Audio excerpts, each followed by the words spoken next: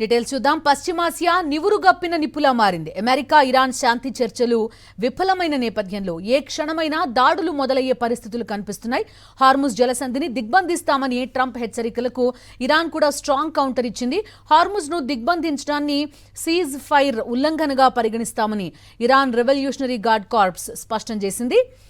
America యుద్ధ నౌకల్ని పేల్చేస్తామని warning ఇచ్చింది. ఒకవేళ అమెరికా భూతల దాడులకు దిగినా ఎదుర్కోవడానికి రెడీగా ఉన్నామని చెప్పింది. 10 లక్షల మంది బలగాలను మోహరిస్తామని అగ్రదేశానికి హెచ్చరికలు పంపింది ఇరాన్ సైన్యం. మరోవైపు గల్ఫ్ ఓడరేవుల యాజమాన్యం పైన కూడా ఇరాన్ కీలక ప్రకటన చేసింది. గల్ఫ్ సీ ఆఫ్ ఒమన్లోని ఓడరేవులు అందరికీ చెందుతాయని, లేకుంటే ఎవరికీ లేకుండా పోతాయని హెచ్చరించింది. హార్ముజ్లోకి శత్రు దేశాల నౌకలను అనుమతించే ప్రసక్తే లేదని స్పష్టం చేసింది ఐఆర్జీసీ. ఇరాన్ పోర్ట్ల జోలికొస్తే ఆ ప్రాంతంలోని ఓడరేవులు ప్రమాదంలో పడతాయని వార్నింగ్ ఇచ్చింది.